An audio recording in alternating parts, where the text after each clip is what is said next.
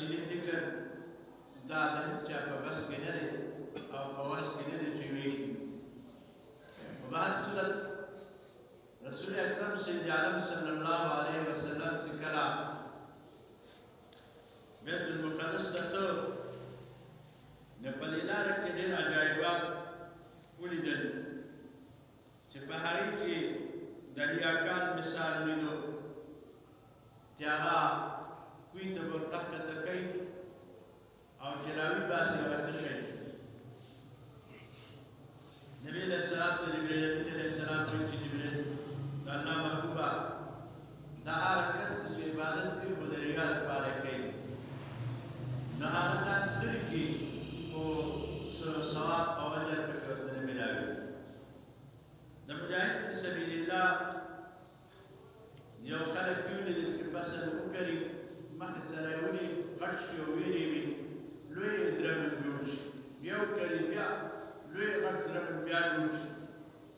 جبریل علیه السلام ته قربان دا ستا د عبد مجاهدین دي چې دي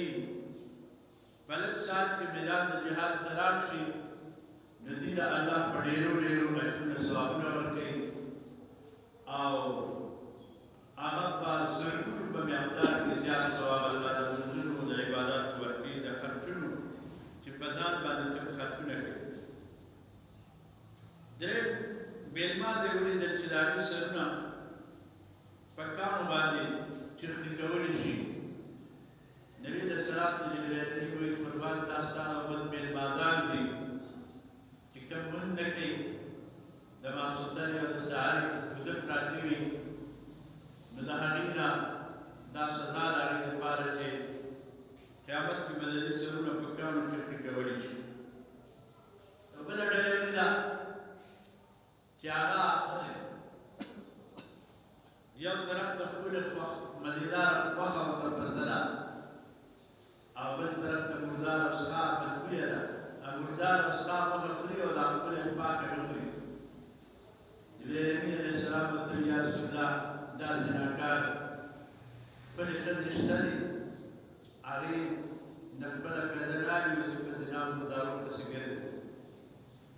داسې ډېرې دغه یې وکتې علامې یې وکتې بیا د دوزخ هیبتناک اواز او بوی ورته راغی. جبریل علیه السلام وایي قربان دا د دوزخ بدبویي ده. بیا د جنت هوا خوشبو پرې راغله وایي دا د جنت هوا او خوشبو ده. بیا د عیسی علیه السلام د ولادت د پیدایش هغه ځای ته چې ورسېدل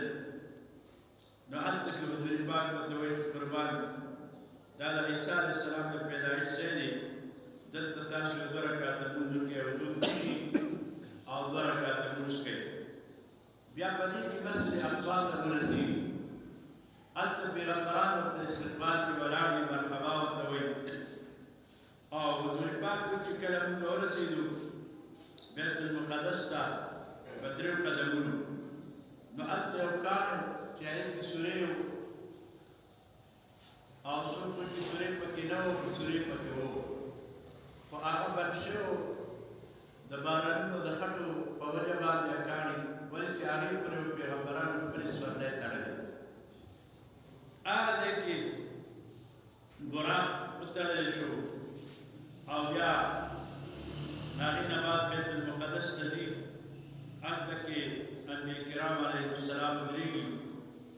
استقبال کوي بیا هر یو تقریر کوي بیا هر یو خپل صفت کوي د خپلو کمالاتو معجزاتو ذکر کوي چې مال الله پاک دا راکړي دي دا راکړي دي. رسول الله مبارک بیا ودرېږي بیا اذان کېږي بیا د جمع وخت راځي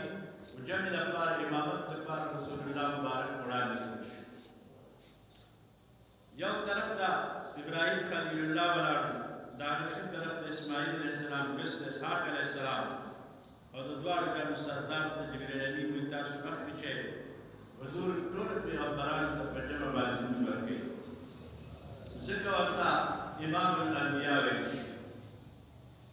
په یو رکعت کې قل یا الکافرون وایي په دویم کې قل هو الله احد شریف وایي. مختصر لمونځ یې وکړو په دغه وخت دا ټول ارواح چې دا په جسد مثالي سره متشکل شوي دي. دي روحونه او د دې چې کوم بدنونه په هغه شکل دي ښکاره شو حضور پاک سره په ملاقات. بس دا رب العالمین نظام دی چې د اولیاءو د پیغمبرانو ارواح ته یو صورت ورکولی شي لکه څنګه چې فرشتې یو نور دی او کله د انسان په صورت کې راځي، کله د فقیر او د ملک په صورت کې راځي، کله په خپل صورت کې خو چا فرشتې سوا د پیغمبرانو نه دي لیدلي. ګوره نوراني مخلوق دی. دقسې دا روح چې دی دا روح هم یو بدن خفیف دی او دې شکل اختیارول شي د الله په فضل او په قدرت سره. نه هغه شکل ورته الله تعالی ورکوي. ګوره او دا نوراني مخلوق چې فرشتې دي، نورانیت دی. چې کله ابراهیم خلیل الله ته راغی د خپلې مېلمنو په شکل راغی او تصفیه حلال کړ. لوط علیه السلام ته د خپلو هلکانو په شکل ورغلی وی فرشتې. دا شانتې ډېر مثالونه په حدیثو کې شته.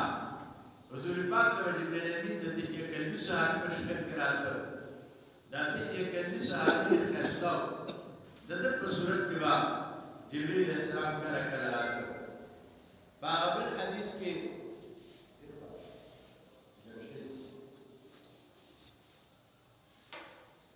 دحیه کلبي رضی الله تعالی عنه په صورت کې به راته. دغه شانتې دا یو تفصیلي مسله ده. نو دلته دغه اعتراض دفع کېږي چې دا څنګه چل شوی دی. نو دا روح متشکل کېدی شي. د روح او د نور په منځ کې ملاقات نشته دی. روح او نور دا یو بدن کثیف دی چې د الله په فضل او په قدرت چې الله وغواړي هغسې صورت الله ورکوي. په هغه صورت کې دې ګرځېدی شي. خلکو له خوب کې راځي، چا سره په ویښه ملاقات کوي. بس ډېر اولیاء دنیا نه پرده دي. خو ته به یې ګورې خوب کې به نه راشي، حیران به پاتې شي او باقاعده به خبر ته نه درکوي دا کار داسې دی او دا داسې دی. ته به یې چې دلته چا ویلي. داسې د صحابه کرامو حالات مطالعه کې نو دا یو تفصیلي مسله ده. حضور پاک فرمایي بیا دې وخت کې د دې نه رخصت شومه اول اسمان ته وختم. اول اسمان ته دوه خبرې دي. یا مبارک جبریل امین علیه السلام بوتلی دی او دلته یو قول دی چې ما ته پوړی ولګېده او په هغې باندې چې ما قدم کېښودلو بلک ساعت کې اول اسمان ته ورسېږو. اول اسمان ته چې ورغلو دروازه بنده. جبریل علیه السلام ورته ویې ورډر کا هغه فرشته چې مقرره ده ورته ویې څوک وي جبریل؟ وایي دا خو خاص دروازه ده تاسو سره څوک دي؟ وایي محمد علیه الصلاة والسلام. وایي ښه بس دا د هغه دپاره جوړه ده ځکه چې دا شاهي دروازه په دې بل څوک نشي راتلی. بیا ورته دروازه کلاوي او حضور پاک دلته تشریف راوړي اول اسمان ته او چې ورځي آدم علیه السلام سره ملاقات کېږي. زه لنډن درته وایم د دې فرشتو د ټول د اول اسمان د ټولو فرشتو عبادت قیام ولاړې دي او دا تسبیح وایي سبوح قدوس رب الملائکة والروح. بیا دغه عبادت حضور پاک غواړي الله پاک یې ورته ورکوي چې زه دا ستا د امتیانو عبادت شو قیام په مانځه کې قیام فرض شو. دویم اسمان کې بیا خېږي. دویم اسمان ته چې ځي هلته بیا نور پیغمبران دي چې هغوی سره ملاقات کوي رسول الله صلی الله علیه وسلم او هلته دي. بیا د هغې نه بعد جبریل امین علیه السلام مبارک ورته وایي دریم اسمان ته ځي. هلته بیا حضور پاک فرمایي دروازه کلاویږي. هلته نور چې ګورمه یوسف علیه السلام دی. مسلم شریف کې حدیث یوسف علیه السلام ته الله ورکړی دی نیم حسن د نورو خلقو په نسبت باندې، د نبي علیه السلام په نسبت نه، د نورو مخلوقاتو په نسبت نیم حسن الله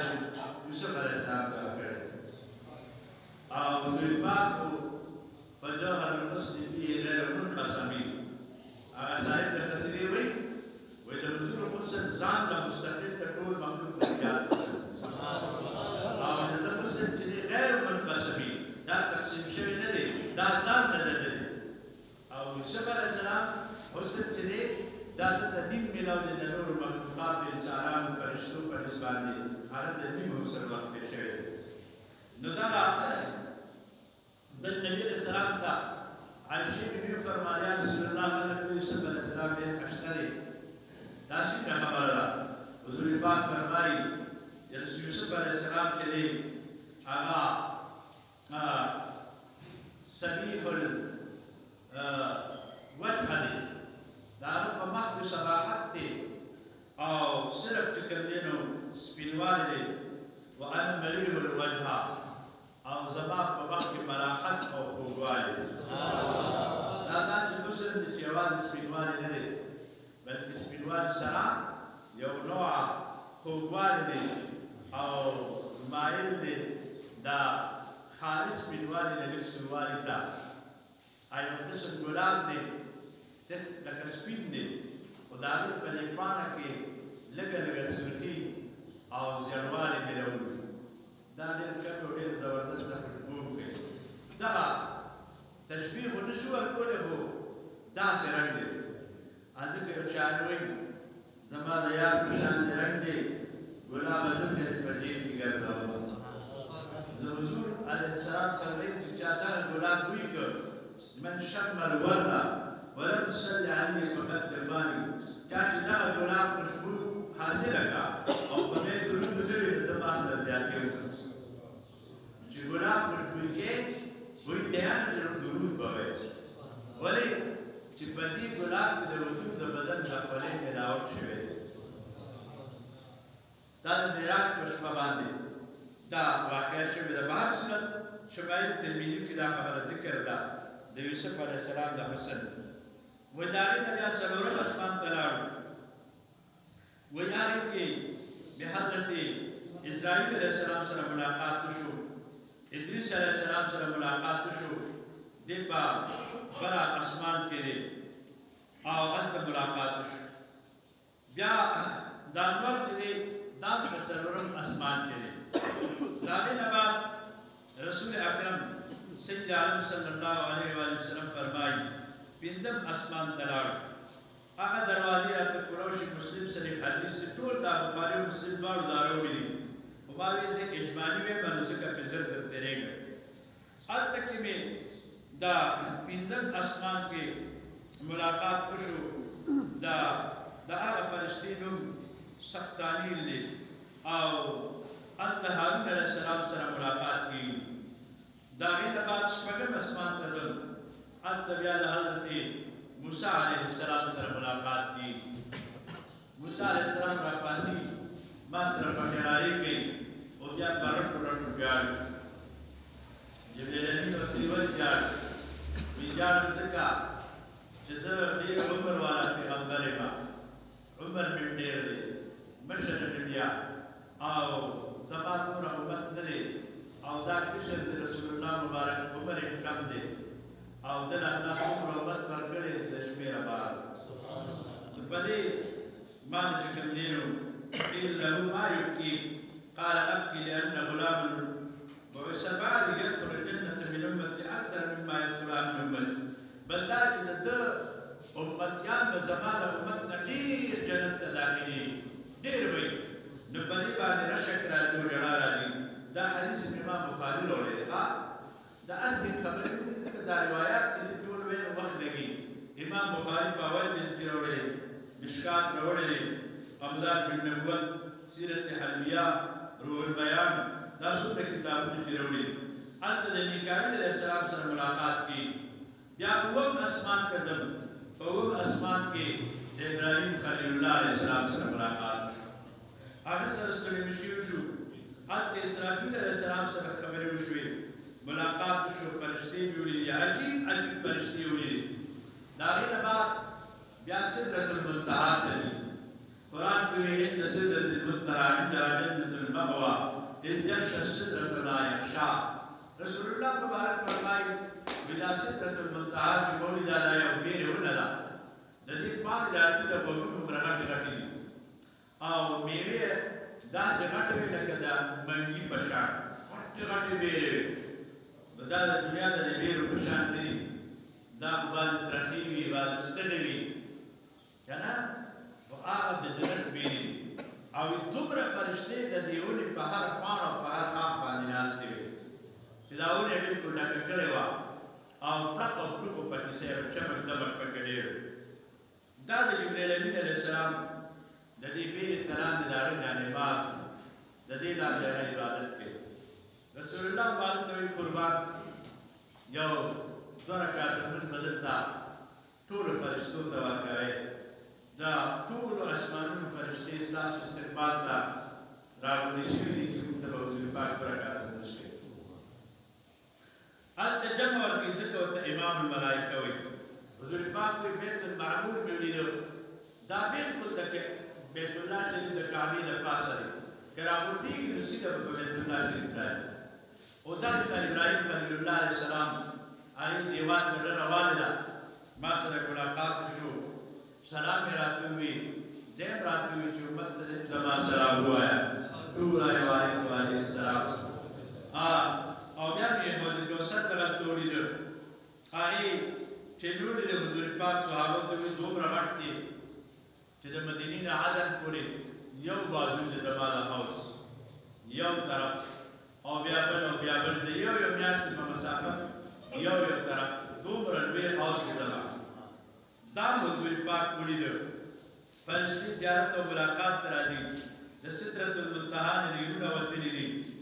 بیا حضور پاک وایي دغه وخت کې ما ته جبریل امین وایي راځه چې جنت ته ځو چې جنت ته ځو وایي چې ورځمه دا منبرونو منبرونه او ګنبدونه دي د هغې دیوالونه خټه د مشکو ده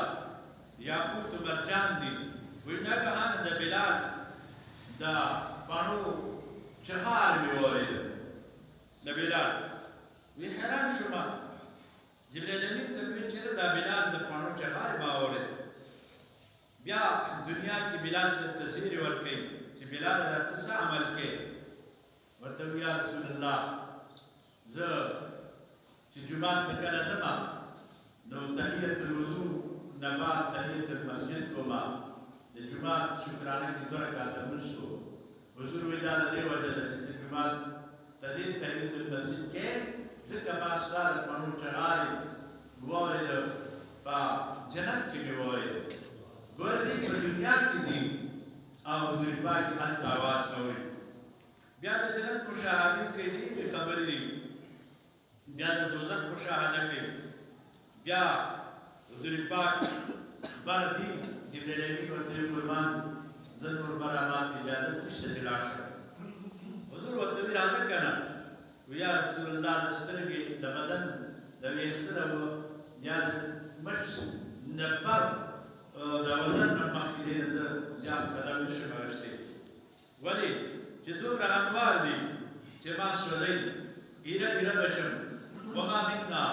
الا له مقام معلوم زموږ دپاره یو معلوم مقام دی د هغې نه تللی نشمه و یو سوال درته کومه اله ته ووایه چې ما له دا عزت راکړي چې په ورځ د قیامت زه خپلې وزرې د دوزخ د پاسه وغوړومه او ستا امتیان زما په وزر جنت ته تېر شي ای امتي د حضور د برکته تاسو جبریل امین د وزرو غوړولو سوال پرې اله ته وایي دا سوال راله وکړه چې دا جنت ماته میلاو شي وایي دا به وکړمه وایي د هغې نه بیا چې دې پاتې شو وایي دغه ځای کې زه په یو خلا کې روان یم ما ته رفرف راوستی شي رفرف دا یو داسې شی دی د سبز رنګ یو تخت دی او یو فرشته ده دې سره زه وایي په هغې کېناستم فرفعني 70,000 حجاب من ضیاء رسول الله مبارک فرمایي وایي په دې رفرف کې تلمه نو روان ومه یو ځای کې مې د قلمونو د لیکلو چغارې واورېده وخته لګیا دي قلمونه لیکل کوي دغه د قلم مقام دی قرآن کې ذکر راځي نون والقلم وما یسطرون ما انت بنعمت ربک بمجنون دا هلته کې قرآن کې ذکر دی د زمان قسمی په قلم باندې الله وي وما يسترون او هغه څه چې دا قلم نه لیکي قرآن کې شته نو دا نه بعد پر افراد روانې ما وی آواز کېږي خذ مني حبيبي ای زما حبیبه ما ته رانږدې شه وی دا آواز شو چې زر کاله مزل وکړم د زر کاله په مسافر بیا آواز وشي خذ مني ما دومره رانږدې شه وی بیا زر کاله وی زر کاله ته دا آواز ما کوي دا حجابات څخه تکوم دا اویات در پردې راشي دا عرش معلق بیا شته معلق عرش معلق ته وخېل ورورسه عرش معلق چې ورشمه وایي دا وخت زمان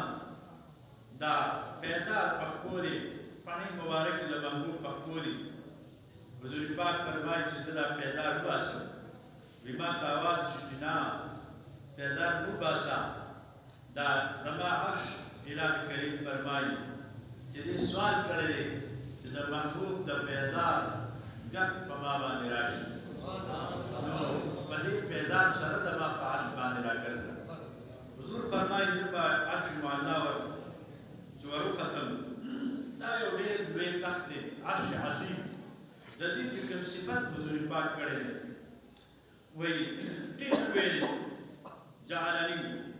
او حضور پاک قرآن کې الله فرمایي رب العرش العظيم إنه هو رب العرش العظيم وإذا غير بعد تدعوات وإذا غير بعد تقولما تعرش بپردو باندې لیکلي دي څه لیکلي شي دي لا إله إلا الله محمد رسول الله صلى الله عليه وآله وسلم نو دا نور بیا نور الفاظ هم ډېر لیکلي شوي دي چې د حضور پاک د راتلو ذکر او دا نور دا هر څه په عرش معلا په دغه شپه لکه د مرحبا تختې او لوحې چې په دې لګېدلې دي ول چې یو شاهي مهمان را روان دی بره اسمانونو ته عرش معلا ته ځي لارې ورته ښایسته شوي دي فرشتې استقبال پرې ولاړې دي عرش معلا په یو جوم کې راغلی دی فخلعن علیک موسی علیه السلام چې هلته ته کوی تور ته لیلا مدري شخصې دې وباسه انک بالوادي المقدس طوی ته په یو پاکه وادۍ باندې او نبي علیه الصلاة والسلام چې ایستې نو الله ورته الله تخلع یا حبیب الله ای زما حبیبه ته دې پیزار وباسه ولې چې زما دا عرش چې دی بغبار علیک د ستا په پیزار په غبار باندې روحانه او منور وګرځي په هر صورت حضور پاک فرمایي بیا د عرش نه بره روانې لا مکان دې ته وایي چې دا مکان حد ني د عرش نه بره حد نشته د عرش نه بره بیا نشته حد نشته وی روانې من وی چې روانې ما یو مقام ته ورسېدم الله ویره را باندې راغی دې کې بشري روح راغی بشریت به راغی بلکې بشر کله داسې مقاماتو ته ورځي بیا کې هیبت راځي وی هیبت راغی یا الله وی د هیبت په اواز راته اواز اف یا محمد اے محمد علیہ السلام گزرېږه ان الله یصلی علیک الله در باندې درود و سلام قرآن کی داشتہ هو الذي يصلي عليك وملائكته الله هغه ذات چې په ذات درود وي او فرشتې درباندې وي دا مې بیان بل دې کې راغلی سورۃ احزاب کې هو الذي يصلي عليك ليقف يا محمد كيف ان ربك يصلي عليك الله باندې درود وي ما خدایا صدیقې بدل تشکې ورته ویل چې دا ستاره هیبت او د یری لرکول لپاره د صورت الله دې فرشته ورکړي الله اواز کې اواز وکړ ته اطمینان حاصل او ستاره هیبت کبشي حضور پاک فرمایي ویجا دا نه بعد او یاد را حجابات نه جوړتما د یو پردې د نور نه او یا نور نظر صاحب دا عقل نباه بتا ویجا ثم دنا فتدلى الله ثم دنا فتدلى دا محبوب نزدیش اعلان کا فتدلى فسنور نزدیش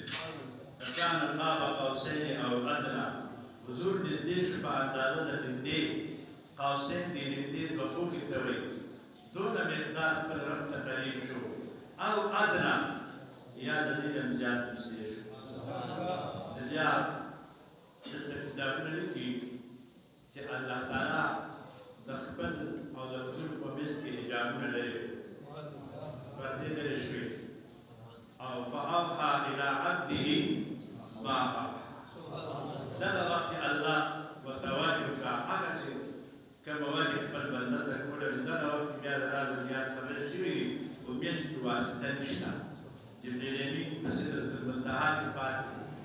الہ ورته محبوبه تا ما دومره طاقت درکړی دی چې زما د انوارو تجلیاتو برداشت نه کولی شي ما ټول حجابات پرې کړي دي که چېرې زما چې ته اخوا شي نو زما دومره انوارو تجلیات دي چې دا ټول کائنات او مخلوقات په اوس پرې ګیرې شي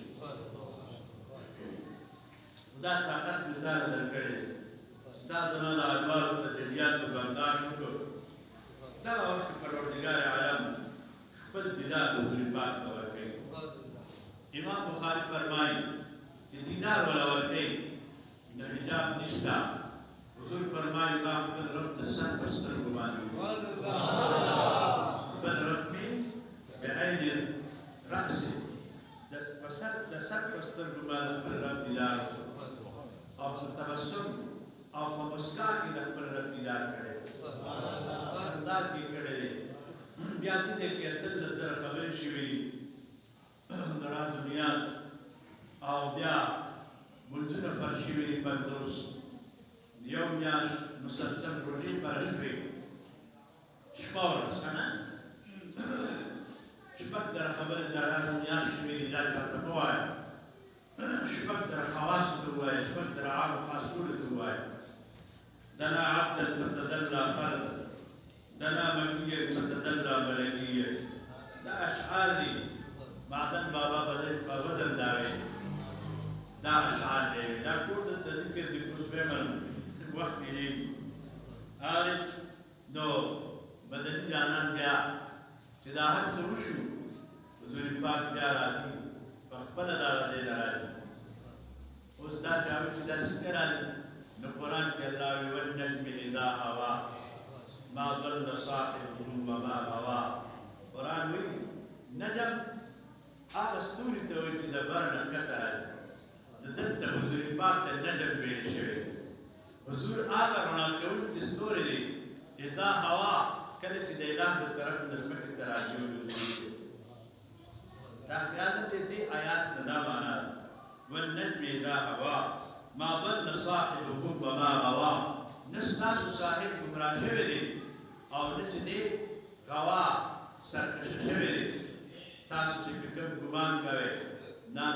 ما ضل صاحبكم وما غوا وما ينطق عن الهوى او نه دی د ځان خبرې کوي ان هو الا وحي يوحى مګر چې سکیږي دا وحي ورته کېږي د ځان دې سره وایي نو دغه دی کې د حضور د راتلو ذکر دی والنجم اذا هوا حضور فرمایي وایي چې بیا رالمه دا هغه دی نه نو شپږم اسمان ته راورسېدم ما ذاق البصر وما طغى لاندې مفسرین لیکي چې حضور کله د الله دیدار کو نو ما ذاق البصر نه د حضور سترګې مبارکې کږې شوي دي د الله د دیدار نه وما طغى او نه راګونجې شوي دي یا نه اورېدلي دي د الله دیدار یې په غاړېدلو په رڼو سترګو باندې کړی دلته د سترګو ذکر دی داسې سترګې دي چې د خپل رب دیدار یې کړی خبره راوړېږي موسی علیه السلام چې د الله دیدار وکړو چا به ورته نه شو کولی نو ده به په سترګو باندې غلافه شو او د دواړو ګام سردار د الله دیدار کړی دی خو الله په ول نوراني حجاب اچولو نو هغې چاته نه ښکارېده نو زه د مؤمنانو مور عایشه بي ویلي قربان ماته کړل چې خلک وایي دا یوسف خشته دی عليه السلام ودا وخت کې د الله غیرت جوش کرا دي او د حضور د مخ نه فرشتو ته یو پرده لري او یاد فرشتي د حضور په مخ پرتی د حضور د مخ نه پړقا او جلوې شروع شوې نو عائشة په پستر ګلاس دی او په شاشه دی بدن جانان ته ویل عائشة وی قربان استاد مخ جلوې دومره زیات شو چې سترګې مړ دي حضور پاک ته عائشة ویتاوی چې دا خایست یوسف علیه السلام ایجاد دی الله فرشتو ته یو پرده لري چې دې ته دماغ محمود مسلمان او دا یاد لري چې ما صلی الله پر ساتل خپل غیرت کوي کدا کاری چې ټول مخلوق په جلوه اوس دی ویلي هغه چاوي د چاوي د داوره اسپاتي هغه ته پاتې ابو جهل پاتې ویلي دي چې د غیبت کړي د ورته یا رسول الله صح حقیقت ما سوا د خدای په څیر پیژنه بس کنه وخت دی حضور بیا دا غلې نه راځي شپږم اسمان ته یو خبره تکومه دا سړی اسواد په پرشي ودا تفصیل زنه کوم چې بیا شعبان دی موسی علیه السلام ته ویل سیدنا وی پندوس منځونه دي ودا بیمار چې ټیک کړه موسی علیه السلام ته واپس لاړ اعلان کوی د محمد باندې شي کولې پندوس کسو کې ما بلسری لسوي دي ها مدني جانان واپس پرواز یادی اعلان او تکلیف کوي دا په انداز کې بیا چې راځي مثال سره څه چلو باندې ځګم دا هم دې اطلاع چې په دې سره نه کړت بدل جانان بیا زیو الله تعالی دې چې په یو ځای کې کوم ویل نو په دې بیا مکوشي بیا راشي بیا چې وته دا پینځم کې موسی بخاری صحیح حدیث نو موسی علیه السلام بیا پینځم کې دا مشي نو حضور پاک په تشریح حیا الباس یا ناراض نشي محبوب رب باندې خپل بس اوبا روجي پاره وسره اچاکو دا یو میاشت شپورت بروږي صحابه بیا شپورت روجي بیا د شپې روجي باقي سره دوره دي باقي اله په محبوب ته بیا راځي پیډرو کا وره یا الله بس حیا الله دې محبوبا تعرف حياة ذكر مالك حياة الإسلام استاد أمت يا أمتي جدا بنزل وزنا بحبل وقف بابدلو كي نزل ده هذا من نسلس يوم يموت ويوم بنس ولا قبله جدا بنزل ولا قبل زوج من زلمات ده سدرك جدا بنزوج من زلمات خبر ديري درات بیا حضور داغینا بعد راځي واپس ډایرکټ بیت الله ته راځي او چې سحر شو صحابه راټولېږي او خلک راجمع کېږي حضور ورته کیسې کوي چې د بیرا بیت المقدس ته تللی مسلمانان ته تللی بیبیان ته یې کور کې وي هغې وي قربان بار نه وی کفار به څه وایي وایي نه دا به وایم دا خو بیا خبره ده حضور چې دا خبره وکړه ابو جهل خبر شو ویدا لا بلا سیدی تکبر را روان ولا سیدی ما خبر کنی نو خود یار بلا خبر کړی ویرا بیت المقدس ته او واسمانه او د تم ته بیا رښتیاوي سیدی په تصویر رښتیاوي ولې چې روزه راغله د بر او اسمانه نمبر او ارادي نو کنن دی لاله سګران سره کنن دی لاله څه مشکل نه ده عارض الى الله صديق تلقب الصديق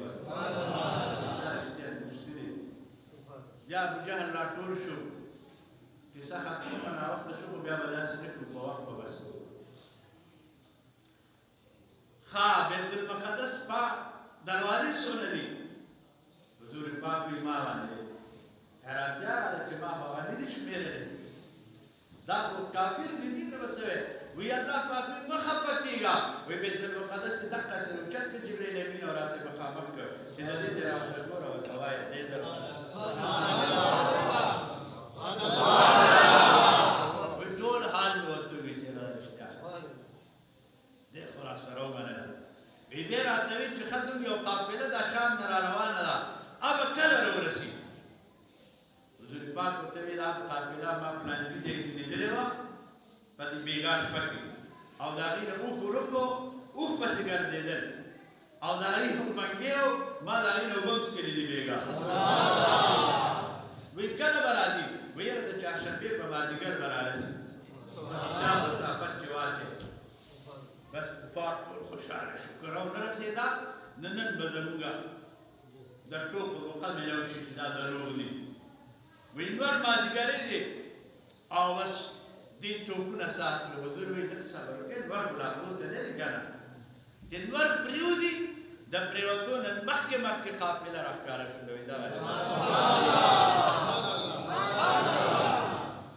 دا صحیح حدیث قافله راورسېده ابوجهل مقلوواله پاتې شو